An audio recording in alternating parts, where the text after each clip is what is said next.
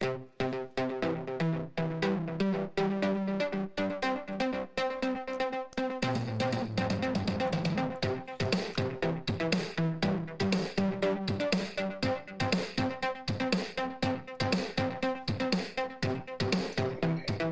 this is Sharon Raji Maynard, and this is my new podcast, Gazelles and the Phoenix.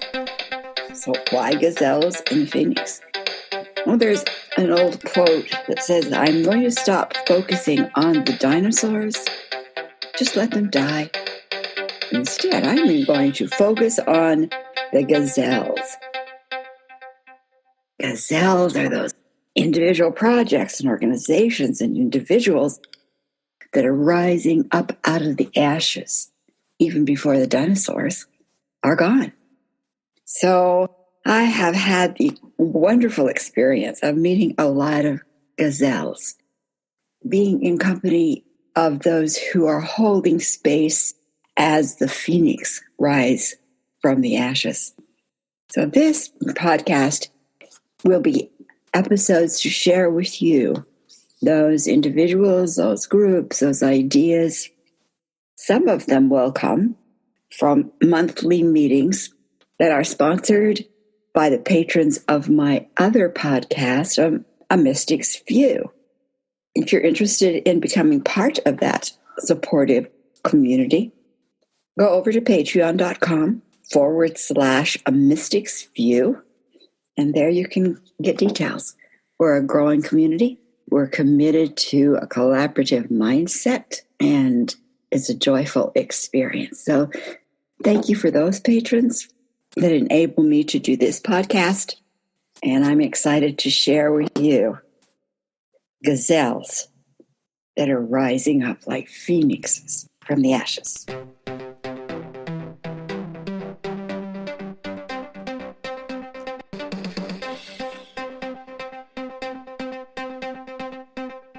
Welcome to those that are present with us here in our room and those who will be listening to this.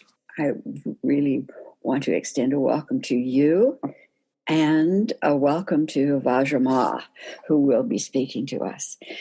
This series of monthly conversations is not sponsored by, but created because of the support that I get from Patreons or patrons in the Patreon community.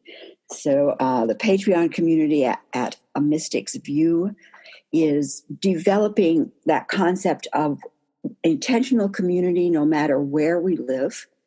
And by listening to each other's experience, our roots are deepened and we understand and we walk the world differently. So I really, really want to acknowledge those patrons who have been standing in support of this work expanding into the world, intentional communities of good. So thank you, patrons. Thank you very much. And how we're going to work the format of the meeting today is that we're going to be having about 20 minutes where Vajra Ma is going to be able to share whatever it is that comes out for her. It might be something she's prepared, and she might be something that, there it is. She's like the rest of us women who, in the moment, we sometimes are surprised at what, spills out of our mouth. But we'll have an opportunity to listen to what it is that she's been up to and then open up the room so that we can all then begin to have conversations and share what's emerging for us, questions, and otherwise. I've known Vajra for, I don't know how many years, but it's been a long time. It's been long enough that I consider her one of my really good friends. Vajra Ma is a leading exponent of women's womb awakening in a feminist spirituality. She bases her work in the woman's subtle body knowing, and she's been doing that work since the mid-1980s. She's the author of From a Hidden Stream, The Natural Spiritual Authority of Women. I'm all with her on that one. And she's been in many different anthologies. So she's well known in that realm of feminist spirituality, body knowingness. She's an ordained priestess, has been since 1992. She's also a co-founder and president of the Shakti Moon Foundation which is dedicated to the concept that women are holders of community and culture. No wonder we're friends, Vajra.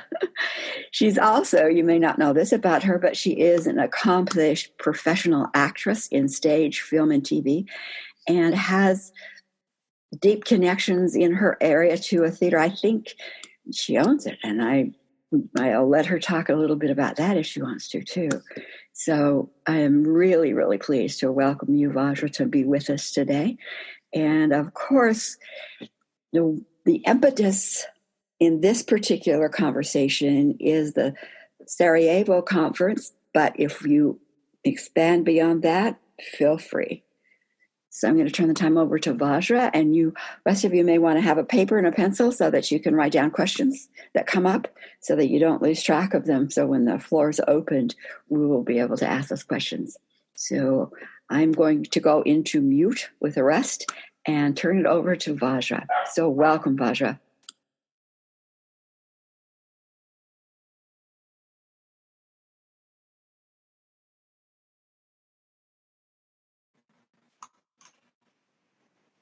Okay, am I unmuted now? Okay, good. I'm understanding. It would be leadership. I'm a little fuzzy, the lighting or something, but you know what? It makes me look younger, so that's okay. I'm not going to complain about my own lighting here. So, what I would... by the way, regarding the theater, my husband and I are trying to establish a theater, not a physical place in Grants Pass, Oregon, but places. So in that sense, we own it, yeah. And getting that off the ground, original work. Vajra, I'm getting just for a minute now. Your internet connection comes in and out. That might be because of your location in where you are, kind of rural. Sometimes it's here. Is there? So I don't know. Just a note. We might have to stop every once in a while and say repeat that. Okay. I was warned by my internet connection today, and so I closed all my other applications, hoping that would help. We'll see. So just stop me if you need to. Okay. Okay. Well, I've been working with women's bodies for since the mid-'80s, with our bodies, with our body knowing. And of course, that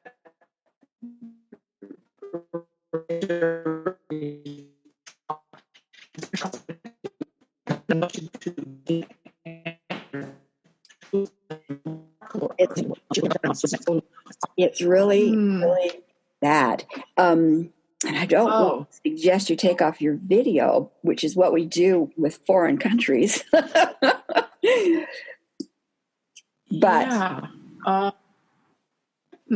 what, Emma? I don't know what.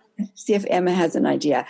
I know, when we're working with someone out of the country, we have them take off their video, but that's, So. Okay, now I went to a smaller screen on my own computer, and that might take less bandwidth and help with the clarity. So let's see if that helps. It seems to. Let's go for that.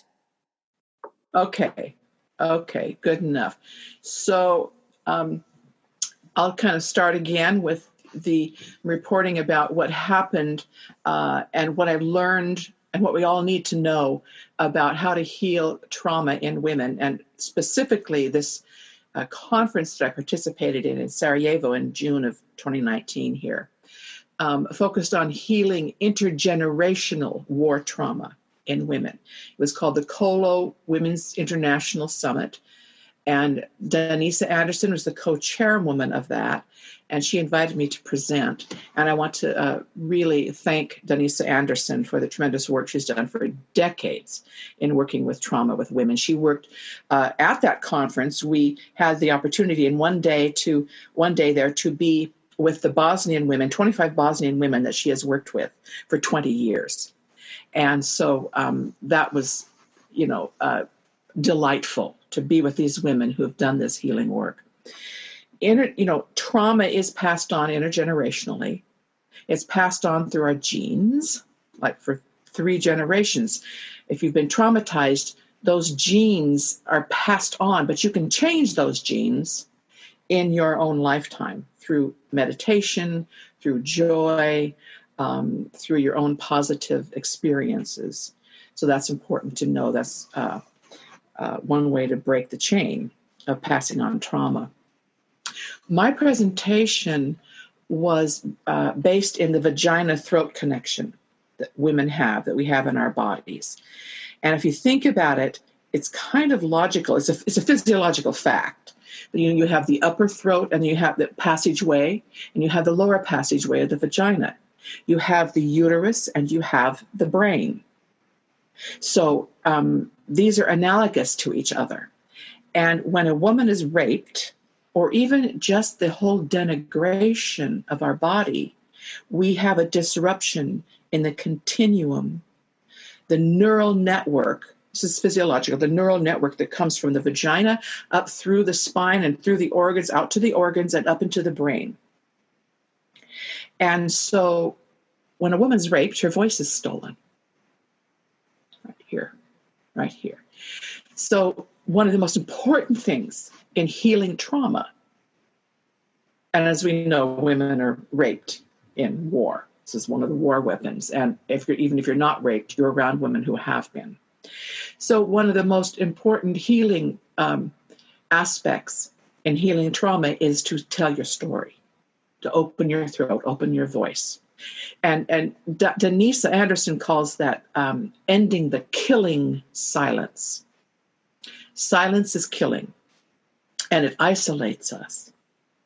And she herself had the experience of not knowing what had happened to her own mother, Denise's mother, who had been in a concentration camp in World War II, Nazi camp, and had the horrific job of throwing the babies into the crematorium. And so her mother never spoke of it. And yet she was 82 years old. And when Denise found out about that, it made a lot of sense for the things that she had experienced, that she had intergenerationally ingested, you might say, and had worked to heal, not even knowing exactly what she was healing. So this is why it's so important to break the silence. We can't villainize her mother at all for not speaking about this. And we're learning more and more, how to support each other and to break the silence, as women have been breaking the silence in the Congo, where the rape and brutality is beyond measure. So we need to tell each other's stories. We need to break the killing silence. And another aspect of that killing silence is accountability. We must have accountability. The perpetrators must be brought to accountability. We need that for full healing. Otherwise, it just perpetuates itself. It becomes this denial. It becomes this silence. And in Sarajevo, the government denied the massacres that happened during the Sarajevo siege, the siege of Sarajevo, which went on for 4 years from 1992 to 1996. And they denied the massacres. 8,000 men, they went after the men, they were massacred. And of course, I'm sure many women were raped on the sidelines. You don't even mention that, right?